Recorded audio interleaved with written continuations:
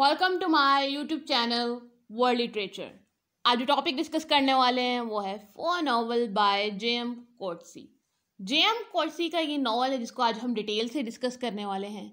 इसकी summary, characters, introduction, की facts, इसका historical context, each and everything जो है ना वो हम इसको डिटेल से देखेंगे। तो फर्स्ट ऑफ ऑल अपने राइटर को डिस्कस करते हैं एंड इसके अंदर जो सीक्रेट्स हैं उनको भी जो है वो डिस्कस करेंगे। जे.एम. कोर्टसी की बर्थ हुई थी 9 फरवरी 1940 में। साउथ अफ्रीकन राइटर हैं and Australian novelist, essayist, linguistic translator भी हैं एंड इनको जो है वो नोबेल प्राइज लिटरेचर में 2003 में मिला। नॉवल का इंट्रोडक्शन डिस्कस करते हैं। फोर नॉवल जो है इसको 1986 में South African born Nobel laureate जे.एम. कोर्टसी ने जो है वो पब्लिश करवाया था। एंड फर्दर इस नॉवल का अगर हम सीक्रेट या फिर इसके की फैक्ट्स की बात करें तो इसका जो फुल टाइटल है वो फोर इसको दिया गया है। इसको 1980s में लिखा गया था। इसको केप टाउन साउथ अफ्रीका में लिखा गया था एंड इसको 1986 में जो है वो पब्लिश करवाया गया था। इसका लिटरेरी जो पीरियड है वो पोस्ट मॉडर्निज्म है एंड इसका जॉनर नॉवल है। इसकी जो सेटिंग है वो एक डेजर्ट आइलैंड है, अटलांटिक या फिर लंदन की जो डिफरेंट रेजिडेंसीज हैं डैनियल डिफॉय की, वो इसकी सेटिंग में आती हैं। अब यहाँ पे एक नेम नोटिस करने वाला है, वो है डैनियल डिफॉय, क्योंकि ये जो नॉवल है वो हम जिसको आज डिस्कस कर रहे हैं, एक्चुअली में इसको रीड करके लगता है कि ये डैनियल डिफॉय का जो नॉवल था रॉबिन्सन क्रूसो, ये उसी का ही सीक्वल है या फिर रॉबिन्सन क्रूसो जो था उसी का ही ये नेक्स्ट पार्ट है वो जिसको आज हम डिस्कस कर रहे हैं। तो बहुत सारे हमें ऐसे एलिमेंट्स, इवन के जो करेक्टर्स के नेम हैं वो बिल्कुल जो है वो डैनियल डिफॉय का जो नॉवल था रॉबिन्सन क्रूसो उसके अंदर जो करेक्टर्स थे वही करेक्टर्स इसमें भी हमें मिलेंगे। सो बहुत ही सेम है, हमें दोनों की स्टोरी बहुत सेम लगती है, सेटिंग, प्लॉट, कैरेक्टर्स, थीम्स बहुत सेम है दोनों ही नॉवेल्स में। कैरेक्टर्स जो है वो डिस्कस कर लेते हैं। जो फर्स्ट मेन कैरेक्टर है, जो प्रोटैगनिस्ट है इस नॉवल की, वो है सुजान बार्टन। सुजान बार्टन एक इंग्लिश वुमन है और ये क्रूसो आइलैंड पे जो है ना वो वहाँ पे फंस जाती है एंड ये नरेटर है और इस फोर नॉवल की जो है ना ये प्रोटैगनिस्ट भी है। नेक्स्ट कैरेक्टर है फ्राइडे। रॉबिन्सन क्रूसो जो नॉवल था उसमें भी फ्राइडे का कैरेक्टर था जो कि एक स्लेव था एंड इस नॉवल में भी ये एक स्लेव है और एक ब्लैक मैन है। कैरेक्टर आता है मिस्टर फो का कैरेक्टर, जो कि इस नॉवल का टाइटल भी है। ये एक्चुअल में रियल पर्सनैलिटी है डैनियल डिफॉय की, जो कि इस नॉवल में दिखाई गई है। इसको यहाँ पे जो है एक फिक्शनलाइज्ड कैरेक्टर जो है ना वो दिखाया गया है, जो कि 18th सेंचुरी में था। नॉवलिस्ट, जर्नलिस्ट और एज अ स्पाई भी ये जो है ना वो काम करते थे डैनियल। नेक्स्ट कैरेक्टर है क्रूसो का। क्रूसो जो है ये वही नेम है जो कि रॉबिन्सन क्रूसो नॉवल में भी था, एडवेंचरर था। और ये जो डैनियल डिफॉय का 1719 में नॉवल आया था उसके अंदर भी ये सेम कैरेक्टर था जो कि इस नॉवल में भी है। नेक्स्ट कैरेक्टर है यंग गर्ल। अभी जो यंग गर्ल है इसको कभी जो है वो फो की डॉटर कंसीडर किया जाता है। यहाँ पे जो हमारी मेन प्रोटैगनिस्ट है सुजान, उसका भी जो इस डॉटर इसको जो है वो कंसीडर किया जाता है। तो ये एक अननोन एलिमेंट है इस नॉवल में कि एक्चुअली में गर्ल थी कौन या फिर ये किसकी जो है वो डॉटर थी। नेक्स्ट कैरेक्टर है आमी का कैरेक्टर। आमी जो है ये इसी गर्ल की जो ये नर्स है या फिर उसकी ये सर्वेंट है उसके लिए जो है वो काम करती थी। नॉवल की स्टोरी को स्टार्ट करने से पहले अगर बैकग्राउंड की बात की जाए, 1980s की बात की जाए, तो उस टाइम पे रेशियल सेग्रीगेशन बहुत ज़्यादा थी। ब्लैक्स को उनके राइट्स नहीं दिए जा रहे थे, ब्लैक को वोट का राइट नहीं दिया जाता था, उनके इक्वल राइट्स उनको नहीं दिए जाते थे, एजुकेशन का राइट जो है वो नहीं मिल रहा था। इवन के रेस की बेस पर जो है ना वो उनको जो है वो एक्सप्लॉइट किया जा रहा था ब्लैक्स को। तो ये ब्लैक्स की जो स्टोरी है वो इस नॉवल के बैकग्राउंड या फिर हिस्टोरिकल कॉन्टेक्स्ट में आएगी, क्योंकि उस टाइम पे जो है वो रेशियल सेग्रीगेशन बहुत ज़्यादा थी एंड उस टाइम पे इवन के ऐसे एक्ट्स पास किए जा रहे थे, लीगल एक्ट्स, जिनके थ्रू जो है वो ब्लैक्स को फर्दर एक्सप्लॉइट किए जाने की जो है ना वो प्लानिंग्स की जाती थी। स्टोरी को स्टार्ट करते हैं। सुजान बार्टन जो एक्चुअली में अपनी डॉटर को जो है वो ढूंढ रही होती है, जो कि इसकी एक मिसिंग डॉटर है ब्राज़ील में। अब ये बहुत टाइम तक जो है ना वो अपनी डॉटर को ढूंढती रहती है, लेकिन इसको इसकी डॉटर जो है वो नहीं मिलती है और ये सोचती है शायद इसकी डॉटर को जो है ना वो किडनैपर्स अमेरिका ले गए हैं। देन जो है ये डिसाइड करती है कि मैं जो है वो अब इंग्लैंड आऊँगी। अब ये जब इंग्लैंड की तरफ आ रही होती है और ये बोट के थ्रू आती है, अब बोट में क्या होता है, जो क्रू होता है, जो कि वहाँ पे ग्रुप में थे लोग जितने भी, वो प्लानिंग करते हैं और कैप्टन के अगेंस्ट ना प्लानिंग करके कैप्टन को जो है वो किल कर देते हैं। एंड ये जो बार्टन है सुजैन, इसको भी जो है ना वो उसकी लाश के साथ अकेले नदी में जो है ना वो बहा देते हैं। अब ये जो उस कॉर्प्स के साथ कैप्टन की के अकेले होती है और ये बहुत ज़्यादा जो है ना वो फ्रस्ट्रेटेड हो जाती है, क्योंकि इसके पास जो है वो कुछ भी नहीं होता है। एंड इवन के वो अकेली बोट को जो है ना वो चला रही होती है। अब वो क्या करती है कि रिवर में जो है ना वो छलांग लगा देती है।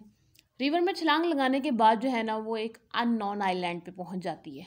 अब वो जो आइलैंड होता है वो 60 ईयर ओल्ड वाइट मैन जिसका नेम क्रोसो है, एंड उसका एक म्यूट स्लेव है जिसका नाम फ्राइडे है। म्यूट स्लेव इसको क्यों कहा जाता है ये आगे जाके हम स्टोरी में डिस्कस करेंगे। अब ये जैन को जो है ये दोनों एक्सेप्ट करते हैं। ये दोनों मैन जो है वो इस आइलैंड पे रह रहे होते हैं, इसको खाना देते हैं, इसको सोने के लिए जो है ना वो एक अलहदा जगह देते हैं। क्रोसो और फ्राइडे के साथ इसका एक स्ट्रेंज टाइप का जो है ना वो रिलेशनशिप बन जाता है। सुजैन जो है वो स्ट्रगल करती है कि फ्राइडे जो है ना वो इसको ओबे करना स्टार्ट कर दे, लेकिन फ्राइडे जो है वो इसको ओबे नहीं करता है। क्रूसो देन रिवील करता है कि फ्राइडे की जो टंग है वो स्लेव मास्टर्स ने कट कर दी थी। यहाँ पे सुजैन जो है वो क्वेश्चन करती है कि मे बी क्रूसो ने ही फ्राइडे की टंग को जो है वो कट किया हो, क्योंकि फ्राइडे जो है वो एक स्लेव रह चुका है एंड क्रूसो ने जो है वो उसको फ्रीडम दिलवाई थी, और मे बी उसी वजह से जो है वो फ्राइडे की जो टंग है वो उसको कट कर दिया गया हो। देन फ्राइडे की टंग का सुनकर जो है ना सुजान काफ़ी ज़्यादा उससे हम्बल बिहेवियर रखती है और उसके साथ जो है ना वो बहुत पिटीनेस जो है वो शो करवा। अब ये तीनों इस लैंड पे रह रहे होते हैं कि एक दिन क्रोसो को क्या होता है कि फीवर हो जाता है। अब सुजैन जो है वो इसको रिकवर करने में बड़ी इसकी हेल्प करती हैं, उसका जो बड़ा जो है वो ख्याल रखती है क्रोसो का। क्रोसो जो है वो रिकवर भी हो जाता है। उसके बाद क्रोसो जो है ना वो इसको अपना आइलैंड दिखाता है, इसने जो गार्डन बनाया है वो दिखाता है। लेकिन वो जो गार्डन थे वहाँ पे कुछ था नहीं, क्योंकि इसके पास कोई सीड्स वगैरह नहीं था कि ये कोई क्रॉप्स वगैरह जो है यहाँ पे उगाता, यहाँ पे कोई प्लांट्स वगैरह जो है ना यहाँ पे लगा लेता। तो वो सारा जो गार्डन है या फिर इसको सारा आइलैंड जो है ना वो विज़िट करवाता है। क्रोसो को जो दोबारा जो है ना वो फीवर हो जाता है। अब जब उसको सेकेंड टाइम फीवर होता है तो सबको सेव करने के लिए एक जो है ना वहाँ से शिप गुजरती है। तो सुजैन जो है वो डिसाइड करती है कि मुझे जो है ना अब यहाँ से जाना चाहिए। तो ये क्रोसो फ्राइडे और ख़ुद को लेकर ना उस शिप में जो है वो चली जाती है और वहाँ आइलैंड से वो हमेशा के लिए दूर चले जाते हैं। अब रास्ते में क्या होती है कि क्रोसो की जो है वो फीवर की वजह से डेथ हो जाती है। अब फ्राइडे एंड सुजैन जो है ना ये बस रह जाते हैं। अब जो सुजैन थी उसने बहुत सारे जो लेटर्स हैं वो डैनियल डिफॉय को लिखे थे। अब वो का करेक्टर जो है ना वो यहाँ पे आ चुका है नॉवल के पार्ट 2 में। फो को ये जो है ना वो लेटर लिखती है कि मैं जो है वो एक स्टोरी लिखवाना चाहती हूँ। क्या वो इसकी स्टोरी लिखेगा या फिर वो जो स्टोरी है उसको कैसे नरेट किया जाएगा, एंड ये जो स्टोरी बताती है उसको पब्लिश करवाना है एंड उसके अंदर जो स्टोरी को लाइन अप करना, उन सब चीज़ों के बारे में इनके अग्रीमेंट्स एंड इनकी जो आर्ग्यू जो है ना वो होता है। लेकिन ये एक दूसरे से डिसअग्री करते हैं, तो बहुत टाइम तक जो है ना वो स्टोरी जो है वो कंप्लीट नहीं हो पाती है। सुजैन एंड फ्राइडे जो है ना वो इकट्ठा रहना स्टार्ट कर देते हैं और ये फो की सपोर्ट से ना उसके घर पे रह रहे होते हैं। अब इनकी जो फूड के लिए या फिर इनको जो भी ज़रूरियात थी फ्राइडे एंड सुजैन को, वो सारी फो पूरा कर रहा था।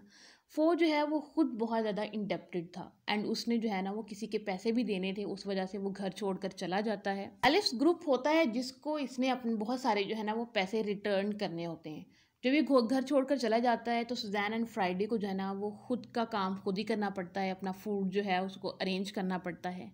फ्राइडे एंड सुसान के पास जो है ना वो कोई ऐसी प्लेस नहीं थी रहने के लिए, तो वो इसीलिए जो है ना फिर का जो एम्प्टी हाउस था वहाँ चले जाते हैं। वहाँ जाकर ये जो है वो गार्डनिंग स्टार्ट करते हैं, वहाँ जो है ना वो रहना स्टार्ट कर देते हैं।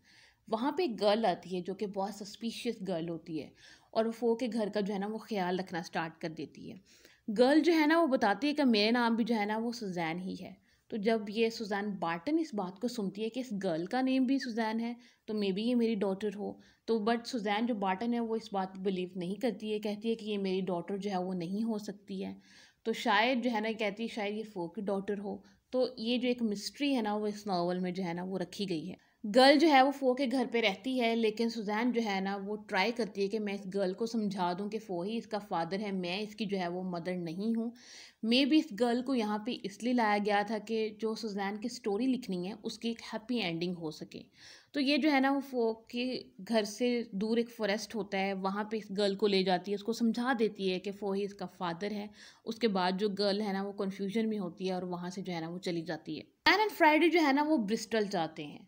अब जब ये ब्रिस्टल जाते हैं तो सुजैन चाहती है कि फ्राइडे को जो है ना वो फ्रीडम मिल जाए और ये अपने कंट्री अफ्रीका जो है ना वो वापस चला जाए। बट ये जिस कैप्टन से भी मिलती है उस पर ये डाउट करना स्टार्ट कर देती है कि मे भी दोबारा से फ्राइडे को इंस्लेव्ड कर दिया जाए, क्योंकि उसकी टंग तो ऑलरेडी कट है, तो वो कुछ बोल भी नहीं सकेगा और उसको जो स्लेवरी का काम है दोबारा उससे जो है वो करवाया जाएगा। तो ये इसको फिर से अपने साथ ही रखती है और ये इंग्लैंड जो है ना वो दोबारा वापस आ जाता है। एंड फ्राइडे जो है वो ब्रिस्टल से लंदन जो है वो वापस आ जाते हैं एंड फो का जो न्यू घर होता है वहाँ पे उसके साथ जो है वो रहना स्टार्ट कर देते हैं। फो जो है वो सबको इनवाइट करता है एंड सबके लिए जो खाना है उसको ऑर्डर करता है। फो जो है वो सुसैन की स्टोरी को जो है ना वो अब प्रोग्रेशन की तरफ लेके जा रहा है, उसको स्लो स्लो जो है ना वो लिखना स्टार्ट कर देता है। टाइम सुसैन जो है ना वो फ्राइडे के साथ घर को छोड़ने की जो है ना वो प्रेपरेशन कर रही होती है, लेकिन फ़ोन को इंसिस्ट करता है कि तुम लोग यहीं पे रहो एंड वो फ्राइडे को एक कॉर्नर की तरफ जो है ना वो इशारा करके कहता है कि तुम वहाँ पे जो है वो सो सकते हो। एंड सुजैन को जो है ना वो ऑफ़र करता है कि तुम मेरे साथ आकर जो है ना वो मेरे बेडरूम में सो। एंड यहाँ पे जो है वो इनके बेडरूम में एक दूसरे से रोमांटिक रिलेशनशिप बनता है, या फिर आप कह सकते हैं कि एक सेक्सुअल रिलेशनशिप दोनों के अंदर जो है वो बन जाता है। फर्दर स्टोरी में ये होता है कि फो जो है वो इंकरेज करता है सुजैन को कि फ्राइडे को जो है ना वो लिखना सिखाओ, क्योंकि फ्राइडे जो है वो बोल तो सकता नहीं है, तो फ्राइडे जो भी चीज़ हमें बताएगा वो सिर्फ लिख के बता सकता है। अगर तुम फ्राइडे को लिखना सिखा दो तो वो जो है ना वो अपनी स्टोरी हमारे साथ शेयर करेगा एंड हम उसको लिखेंगे एंड वो बहुत ज़्यादा जो है वो पॉपुलर भी जो है ना वो हो सकती है कि आइलैंड पे उसकी लाइफ कैसी थी एंड जो उसकी स्लेवरी की जो लाइफ थी वो सब कैसी थी। सुजैन बहुत ट्राई करती है लेकिन फ्रस्ट्रेटेड हो जाती है उसको सिखाते सिखाते एंड फिर जो है ना ये लंदन की जो स्ट्रीट्स हैं उनमें वॉक के लिए निकल जाती है, क्योंकि वो फेडअप हो चुकी होती है फ्राइडे को सिखा कर। लेकिन फ्राइडे जो है वो कंटिन्यूसली उन लेटर्स को कॉपी करके जो है ना वो लिखने की ट्राई करता है। नॉवल का पार्ट 4 स्टार्ट होता है जिसमें एक अननेम्ड नरेटर जो है ना वो एक ड्रीम लाइक स्टेट में फो के जो घर है वहाँ पे एंटर होता है। नरेटर ऑब्जर्व करता है सुसैन एंड फो जो हैं वो दोनों सोए हुए हैं इकट्ठे एंड फ्राइडे को भी जो है ना वो ऑब्जर्व करता है।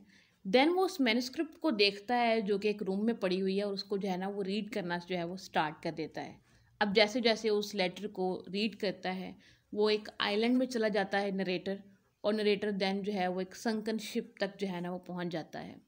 नरेटर जो है ना वो फर्दर फ्राइडे जो कि कॉर्नर में सो रहा होता है उसको ऑब्जर्व करता है कि उसके माउथ से जो है ना वो वाटर जो है वो पोर आउट हो रहा है, स्लो स्लो जो है ना वो गिर रहा है एंड यहाँ पे ये जो नॉवल है वो एंड हो जाता है। नॉवल के पार्ट 4 की हम बात करें तो पार्ट 4 में एक अननेम्ड स्ट्रेंजर का आना एंड उसका सबको ऑब्जर्व करना थोड़ी स्ट्रेंज चीज़ थी। मे बी वो कोई क्रोसो ही था जिसकी जो है वो डेथ हो गई थी, या फिर कोई अननेम्ड कोई गोस्ट वगैरह होगी जिसको जो है वो यहाँ पे राइटर ने मेंशन किया। आई होप कि यहाँ तक की जो नावल है वो आपको समझ आया होगा। इंटरेस्टिंग स्टोरी, अगर हम रॉबिन्सन क्रूसो को पढ़ें एंड दोबारा इस नावल को भी रीड करें तो दोनों ही काफ़ी हद तक एक दूसरे से मैच करते हैं। बट रॉबिन्सन क्रूसो की जो एंडिंग होती है उसके बाद हमें लगता है कि नेक्स्ट पार्ट जो है वो आना चाहिए था, तो इस नावल को रीड करके फो को तो लगता है कि शायद ये उसी का ही नेक्स्ट पार्ट है। आज की वीडियो में बस इतना ही। वीडियो को लाइक और शेयर और चैनल को ज़रूर सब्सक्राइब कीजिएगा। Thanks for watching my channel.